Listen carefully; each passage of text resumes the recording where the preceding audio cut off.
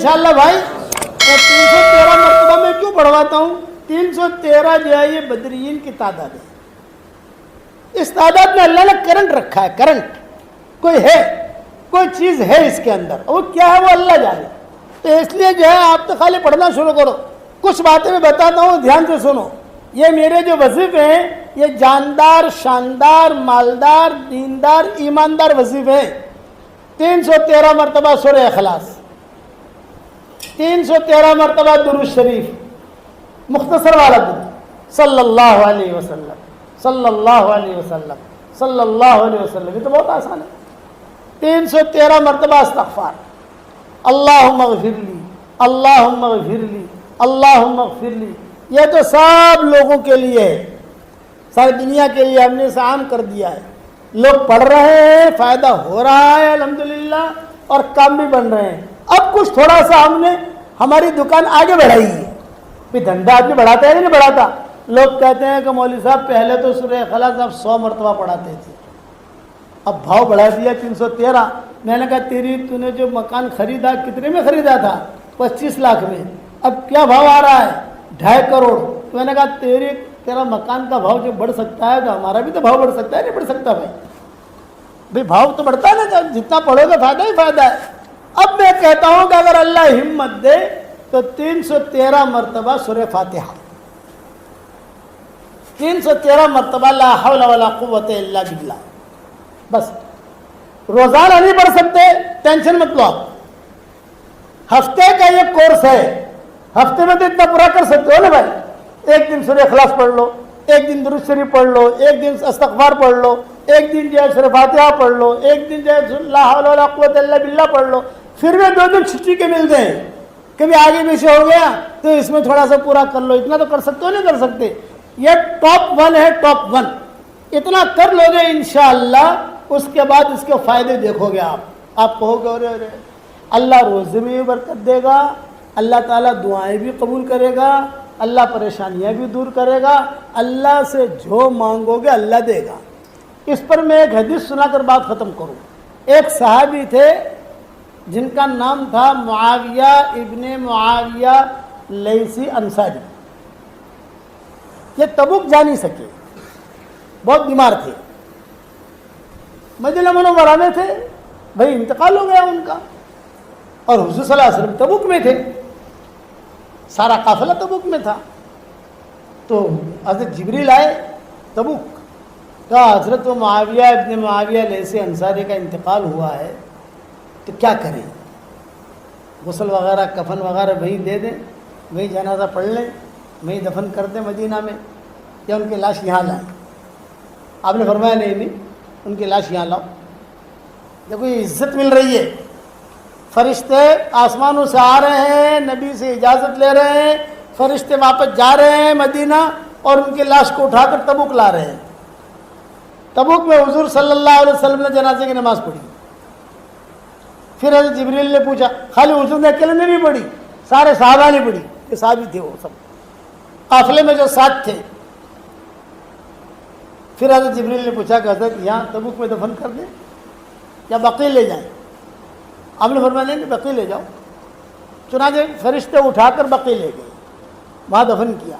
لیکن جب ان کا جنازہ اٹھا رہے تھے حضرت جبریل وغیرہ، تو حضور نے پوچھا جبریل جبریل جبریل جبریل، بلایا قریب. یہ فرمایا ابھی آدمی مرتا ہے وہی دفن ہو جاتا ہے، اس کو اتنی عزت کیسے ملی؟ مدینہ منورہ سے تبوک 600-650 کلومیٹر ہے. 700 کلومیٹر اب تو راستے لمبے بنا دیے ان لوگوں نے، 700 کلومیٹر بھی ہو جاتا ہے کبھی کبھی. تو یہ جو ہے اس کو یعنی میں نے جنازہ منگوایا، تم لے گئے، میں نے جنازے کی نماز پڑھی، اتنی عزت کیوں ملی؟ تو حضرت جبریل نے کیا کہا معلوم؟ جو کہا حضرت اتنی عزت ان کو اس وجہ سے ملی ہے کہ یہ سورہ اخلاص بہت پڑھتے تھے. آپ بھی پڑھو گے نا انشاءاللہ؟ بغیر گنے پڑھو تو اور اچھا ہے، گنو ہی مت. آپ نے گڑموں سے تسبیح پکڑنے کے ہی نہیں، چلتے چلتے پڑھتے جانے کا. ہمارے چھوٹے چھوٹے بچے ہیں نا، گھر سے جاتے ہیں مدرسے میں، مدرسے سے آتے گھر پر، یہ کہ دادا ابا جاتے ہوئے ہم نے 2 بنگلے بنا دیے اور آتے ہوئے 2 بنگلے بنا دیے جنت میں. سمجھ گئے؟ جاتے ہوئے سورہ اخلاص پڑھتے پڑھتے گئے، سورہ اخلاص پڑھتے پڑھتے آئے۔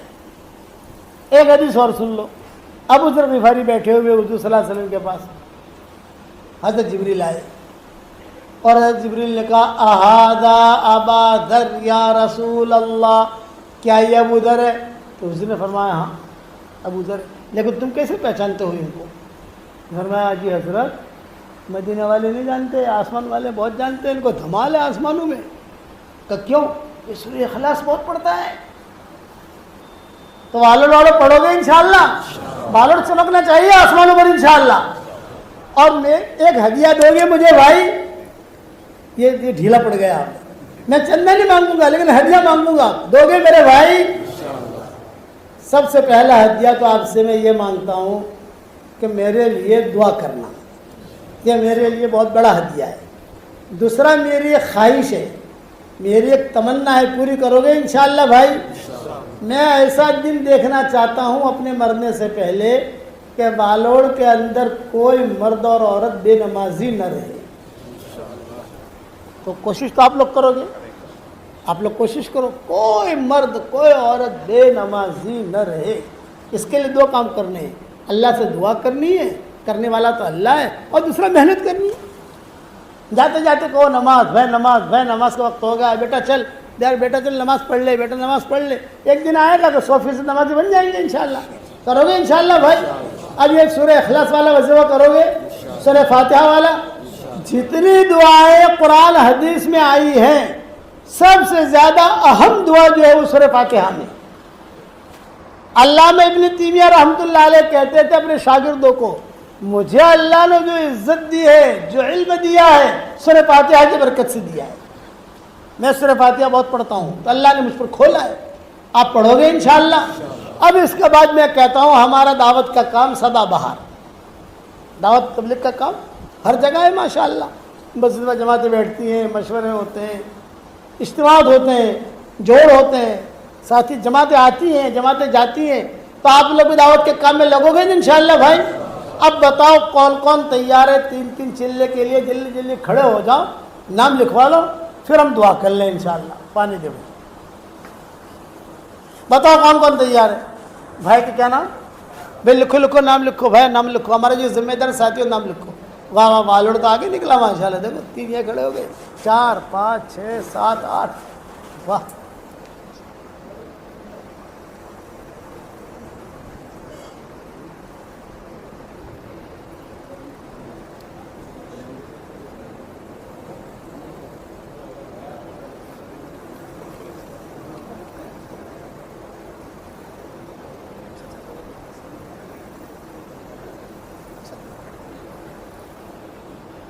بھائی کون لکھ رہا ہے نام؟ ہاں ماشاء اللہ، 3 چلے والے بھائی۔ ہاں ہمارا بھاؤ مت بگڑنا بھائی، ہم چاہتے ہیں کہ زیادہ سے زیادہ 3 چلے کی جماعتیں نکلیں۔ پھر چلہ بھی ہے، وہ بھی ہے، لیکن 3 چلے کی عادت ڈالو۔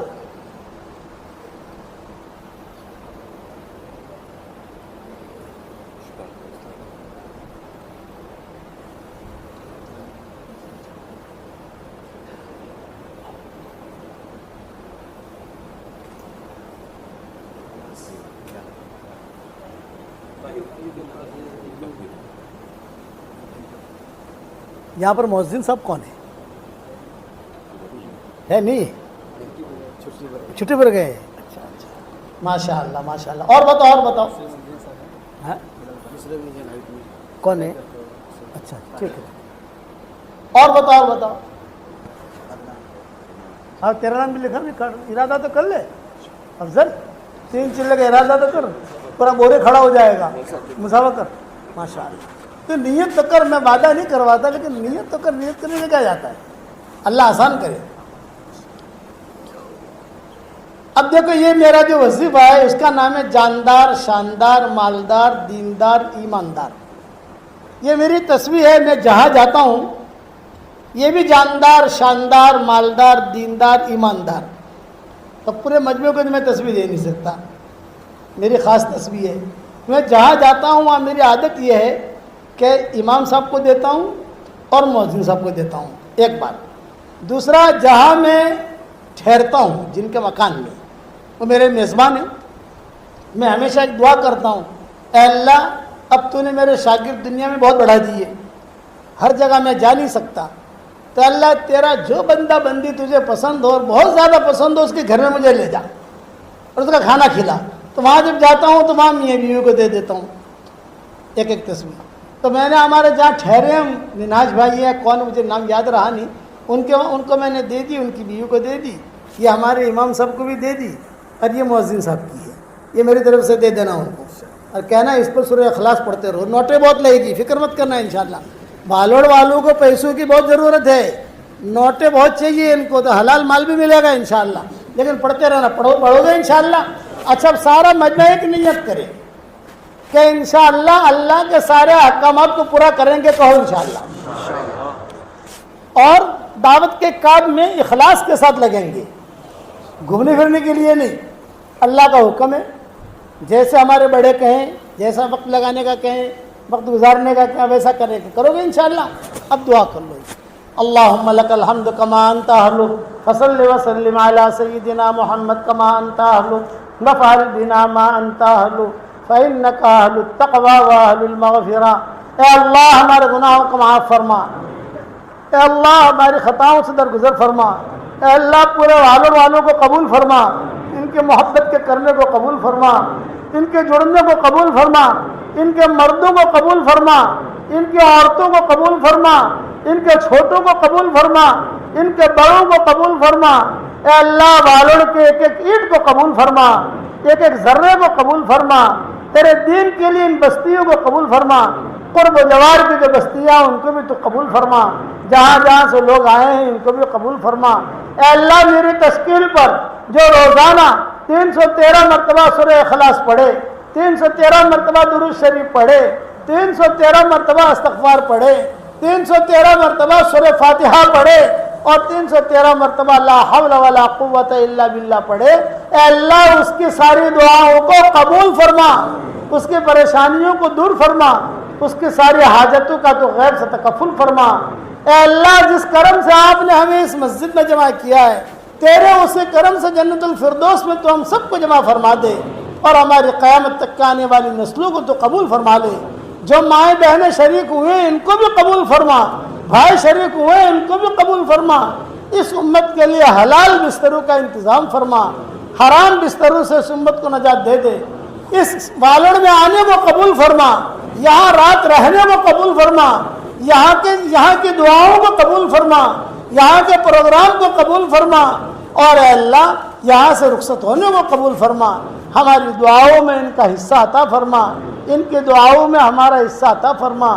اے اللہ جس نے بھی مجھے دعاؤں کے لیے کہا ہو، دعاؤں کے لیے خطوط میں لکھا ہو، جن کا ہم پر کسی قسم کا حق اور احسان ہو، یا جو مجھے اپنی دعاؤں میں یاد کرتے رہتے ہوں، یا مائیں بہنیں مجھے اپنی دعاؤں میں یاد کرتی رہتی ہوں، ہماری ساری دعاؤں میں ان کا پورا حصہ نصیب فرما۔ اے اللہ ہواؤں کے ساتھ جو خیریں آتی ہیں وہ خیریں ہمارے لیے مقدر فرما، ہواؤں کے ساتھ جو برائیاں آتی ہیں ان برائیوں سے تو ہماری حفاظت فرما۔ اے اللہ اس امت کی اجتماعی انفرادی پریشانیوں کو دور فرما۔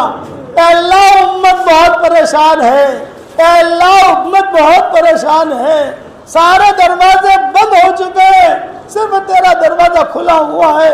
اے اللہ کرم کا، رحم کا، فضل کا معاملہ فرما۔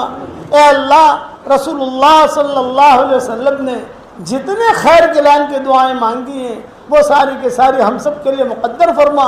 جن شرور سے پناہ چاہی ہو ان شرور سے تو ہماری حفاظت فرما۔ اے اللہ اتنا بڑا مجمع آمین کہہ رہا ہے، یہ مجمع جو آمین کہنے والا ہے، اے اللہ کسی کے باپ کا انتقال ہو چکا ہے، کسی کی ماں کا انتقال ہو چکا ہے، کسی کی ماں اور باپ دونوں کا انتقال ہو چکا ہے، وہ قبروں میں انتظار میں ہے کہ کوئی ہمارے لیے بھی دعا کرتا ہے کہ نہیں کرتا۔ اے اللہ ہمارے ماں باپ کی مغفرت فرما، ہمارے ماں باپ کی مغفرت فرما، ہمارے ماں باپ کی مغفرت فرما، ان کی ہڈی ہڈی کو جنت نصیب فرما، ان کی ہڈی ہڈی کو جنت نصیب فرما، اور جو ماں باپ زندہ ہوں ان کی قدر کرنے کی توفیق عطا فرما۔ اے اللہ تیرے دین کی خاطر دنیا بھر میں جہاں جہاں جانے میں خیر ہو عافیت کے ساتھ تو ہمیں لے جا، اور جہاں جانے میں شر ہو تو ہماری حفاظت فرما۔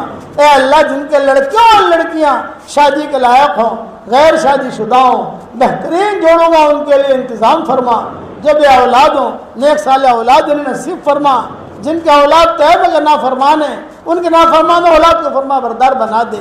اے اللہ میری اس دعا پر دنیا بھر میں جہاں کہیں آمین کہی جائے ان کی بھی جائز مرادوں کو پوری فرما، اور اپنے فضل و کرم سے ہماری دعاؤں کو قبول فرما۔ وصلی اللہ تعالی علی خیر فبأي آلاء ربكما تكذبان جب پڑھتے حضور صلی اللہ علیہ وسلم تو جنات یہ جواب دیتے۔ اچھا حضور صلی اللہ علیہ وسلم نے یہی صورت واپس آ کر صحابہ کو سنائی تو صحابہ جو ہے سارے کے سارے سنتے رہے، کسی نے کوئی جواب نہیں دیا۔ جب آپ نے پوری صورت پوری کر لی تو آپ نے فرمایا تم سے تو جنات اچھے ہیں، تم سے تو جنات اچھے۔ ہر مرتبہ یہ کہتے رہے فبأي آلاء ربكما تكذبان میں پڑھتا تو جواب میں کہتے ارے اللہ تیرے احسانات تو ہم پر اتنے ہیں کہ ہم تو تیرے احسانات کے نیچے دبے ہوئے ہیں۔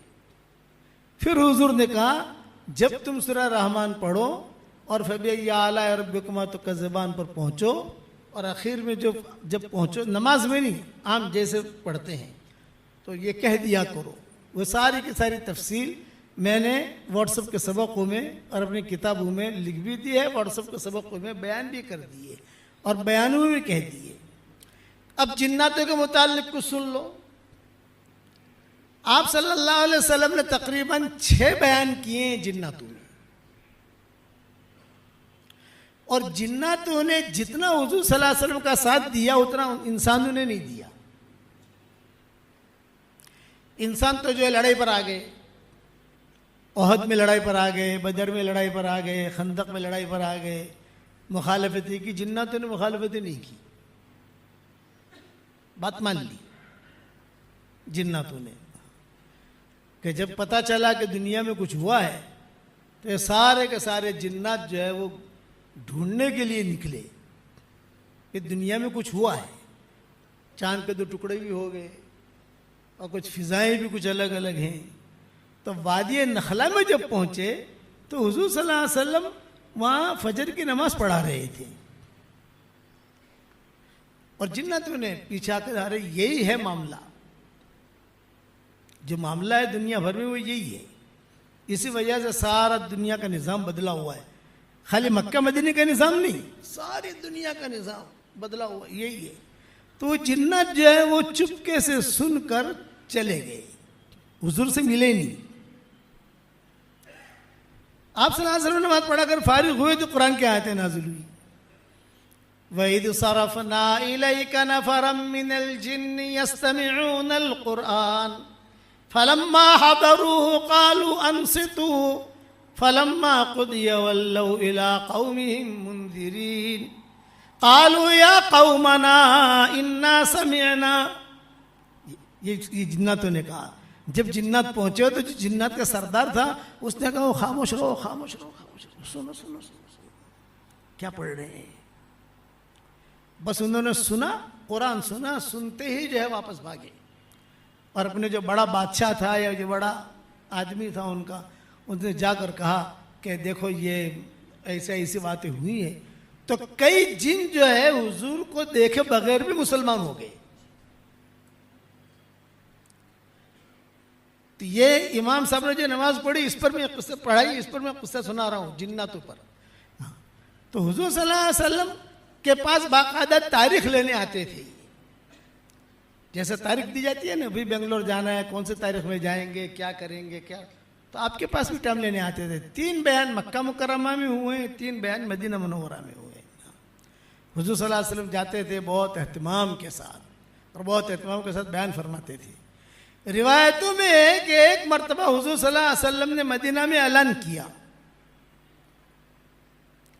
اصحاب صفہ میں، اور اصحاب صفہ میں یہ اعلان کیا کہ بھی اصحاب صفہ کا مطلب یہ کہ بھوکے لوگ ہوتے تھے بیچارے، فاقے ہوتے تھے ان پر۔ تو آپ نے اعلان کیا میرے گھر پر آج کچھ کھانے کا چیزیں آ گئی ہیں تو تم لوگ آ جاؤ۔ کھانا کھا لو، یہ حدیث میں آتا ہے۔ تو سارے کے سارے گئے اور جا کر کھانا کھایا، خوش ہو گئے۔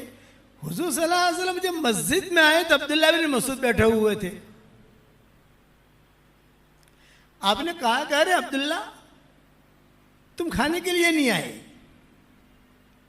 تو عبداللہ بن مسعود نے کہا کہ حضرت آپ نے کہا تھا صفہ والے آویں، میں تو صفہ والوں میں ہوں نہیں، ہوں صفہ والوں جیسا ہی، یعنی فقیر ہوں، میرے پاس کھانے پینے کی چیزیں نہیں ہیں، لیکن میں صفہ والے لوگوں میں سے تو ہے نہیں، تو میں کیسے آؤں؟ آپ نے فرمایا ٹھیک ہے میں گھر جاتا ہوں، اگر کوئی چیز کہیں سے آ گئی تو میں تمہیں بلاتا ہوں۔ عبداللہ بن مسعود جو ہے بھوکے تھے اور بیٹھے ہوئے تھے کہ شاید کوئی چیز ہدیہ آئے گی تو حضور صلی اللہ علیہ وسلم بلائیں گے مجھے۔ اتنے میں حضور صلی اللہ علیہ وسلم کی باندی آئی اور اس باندی نے آ کر کہا کہ حضور یاد کر رہے تمہیں۔ عبداللہ بن مسعود کہتے ہیں میں خوش ہو گیا، آ گیا کھانا، چلو بھی اپنا بھی بھلا ہو گیا، پیٹ بھر کے کھاؤں گا۔ اب وہاں جب میں گیا تو کھانا تو تھا نہیں، لیکن حضور صلی اللہ علیہ وسلم اچھے کپڑے بدل کر، خوشبو لگا کر، تیار ہو کر، جیسے کسی جگہ جانا ہو تو آدمی تیار ہو کر سیٹ ہو کر نکلتا ہے، حضور صلی اللہ علیہ وسلم کسی کے انتظار میں باہر ہی کھڑے تھے، مطلب کہ کھانا نہیں ہے، حضور کے ساتھ جانا ہے۔ اب میں ٹینشن میں پڑ گیا کہ شاید حضور صلی اللہ علیہ وسلم کھانے کو کچھ کہتے، یہ تو کھانے کی تو میٹر ہے نہیں۔ آپ نے جو میرا ہاتھ پکڑا اور ہاتھ پکڑ کر کہا کہ چلو عبداللہ۔ اب ہاتھ جو حضور نے پکڑا تو میں تو یہ نہیں کہہ سکتا حضرت بھوک لگی ہے، چل دیا۔ راستے میں چلتے چلتے حضور صلی اللہ علیہ وسلم نے فرمایا پتہ ہے کہاں جا رہے ہیں ہم؟ رات کا وقت تھا۔ فرمایا نہیں حضرت، یہ کہا جنات تمہیں بیان کرنے جا رہے ہیں۔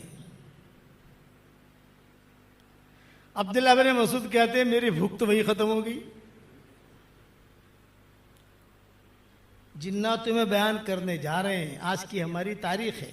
اب یہ کہ میں کس کو لوں تو تم بیٹھے ہوئے تھے تو تمہیں یاد آ گئے، بھی کس اور کو لیتا، لیکن کہ تمہیں یاد آ گئے۔ چلو لیکن دیکھو ایک بات یاد رکھنا، میں وہاں جا کر بیان کروں گا تو آپ کو عجیب عجیب شکلیں دکھیں گی،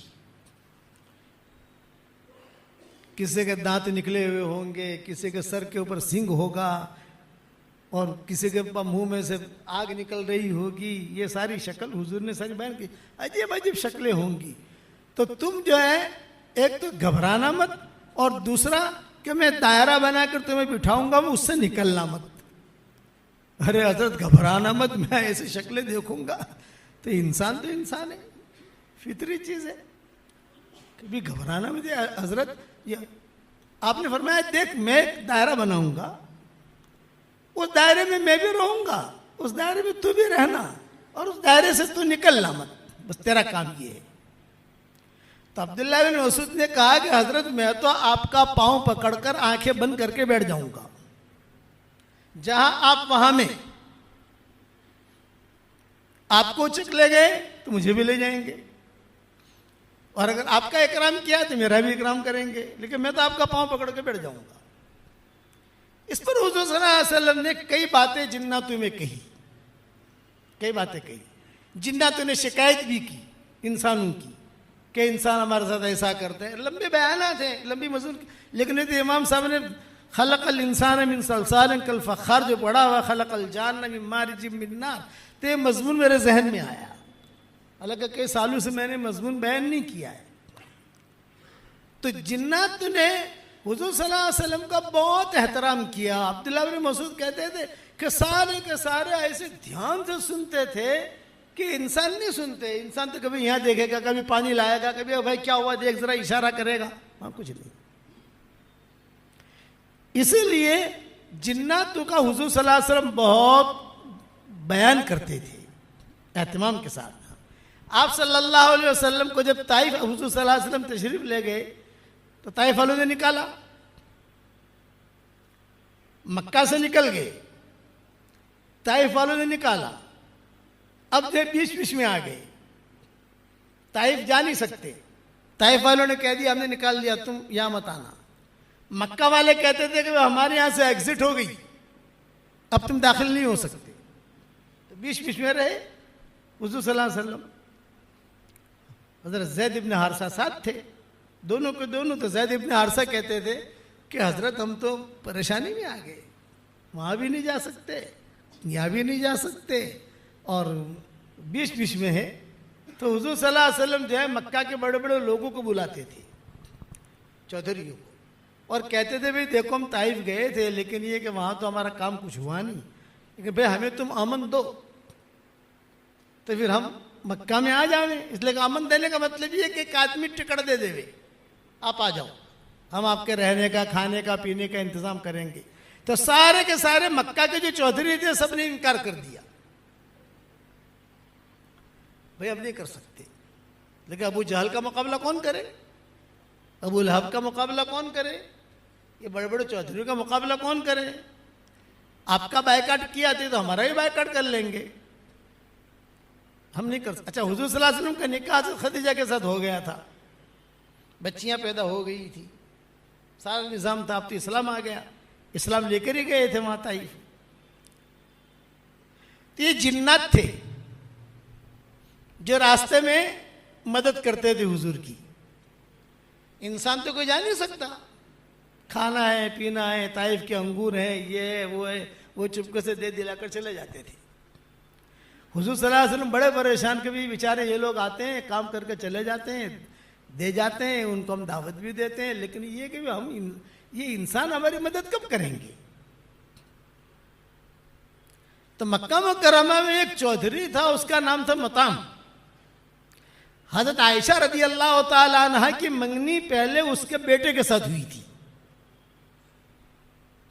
مطعم اس کا نام تھا، بہت بڑا چودھری تھا، مشرک تھا، اور شرک کی حالت میں ہی مرا۔